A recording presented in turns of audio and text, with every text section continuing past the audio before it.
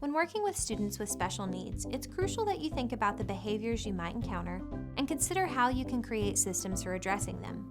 Some behaviors are fairly easy to manage, while others require more thought to be regulated effectively and positively. In this video, we will discuss promoting appropriate behaviors in the classroom, why they are important, specific strategies to support students with special needs, and ways to structure behaviors in an inclusive classroom. Let's get started.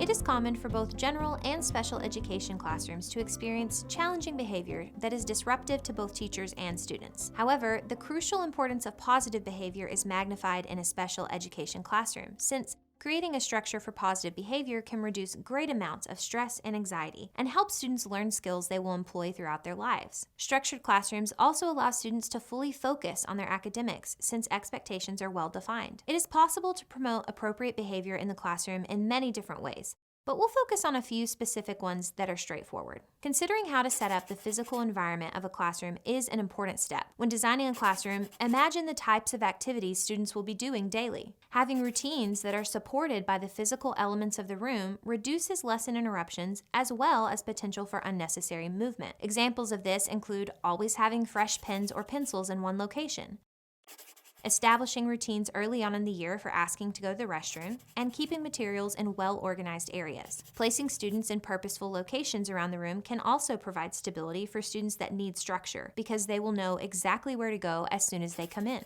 Another aspect of creating an environment which promotes appropriate behavior is being an organized teacher. When teachers are well prepared with their lessons and know how each component of their lesson will run and be assessed, they're able to focus on the students in the room rather than worrying about what they need to do next. When teachers are able to model organization and order for their students, they help create an atmosphere that is less chaotic. Prepared teachers are more likely to both create and maintain structured lessons with predictable elements. One example of how to practically implement this is utilizing bell work that students complete as soon as they enter the classroom every single day.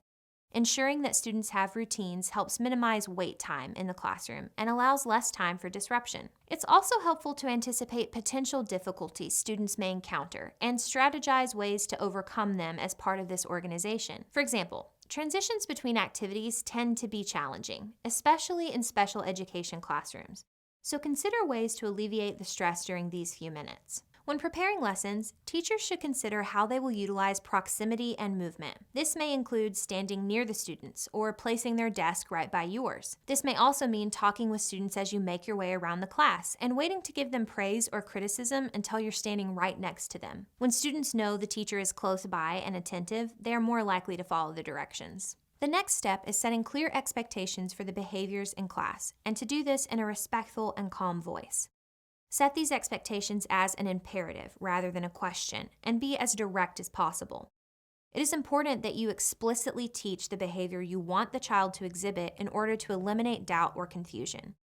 It is also helpful to put a list of these expectations in multiple places around the room, such as on the wall, but also in the students' notebooks. Additionally, it is important that the teacher models the behavior when teaching the expectation so that visual learners are able to observe it instead of just hearing it. Be sure to reinforce this behavior during instructional time by watching for students who display the behavior. Then, praise the student for the described behavior right after you see it. This helps the child know that they are doing the right thing and feel good about it. And it also provides an example for students who have not quite accomplished the goal yet. Sometimes this is referred to as catching a student being good. To help students feel connected to expectations, it may be a good idea to include them in the creation of the rules, as well as the consequences. Students feel a sense of ownership when they are involved in determining what rules logically make sense, and what the related consequences should be if the rules are broken. Rules will be different in each class depending on the individual differences, classroom circumstances, or special needs.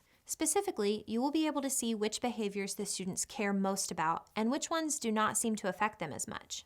It's also important to take into account how a student's special needs play into the behavior of the class. Sometimes seemingly insignificant aspects have a larger negative impact than expected. In order to prepare for this, a teacher would use a strategy that is sometimes called antecedent-based intervention, which means changes made to the classroom events, environment, and stimuli that come before the behavior can begin. For example, consider if there are any parts of the classroom that might cause difficulty for a student who is very affected by sensory input. input. An example might be a light that has gone out in one part of the classroom, or a low noise in the background. In addition, it is important to consider whether there are ways for all students to communicate their needs, specifically if they are nonverbal or have difficulty with their speech. An example of this intervention would be incorporating nonverbal signs, sometimes called silent signs, into your management, or creating something that a student could point to if they become overwhelmed. If a behavior begins that is undesirable, a valuable resource is using redirection. In this case, teachers often use comments or strategies with the aim of interrupting a student's inappropriate behavior and directing him or her to behave appropriately. Whenever possible, this should be done at the earliest sign of misbehavior. Keep in mind that the earlier you can intervene, the better chance you will have that the situation will not escalate. You might do this by introducing something different to try to get the student's attention, supporting the student with the task, engaging in a conversation, or changing the activity or a piece of it. It is especially important to model calm and controlled behavior during this period. Creating a sense of community in your classroom can also make a significant difference in decreasing and managing negative behaviors. The importance of this is even greater for inclusive classrooms in which some children have special needs and others are more typically developing. This can be done by initiating collaboration, as well as fostering an acceptance of individual differences and friendships. Allow time for students to get to know each other and see what they have in common.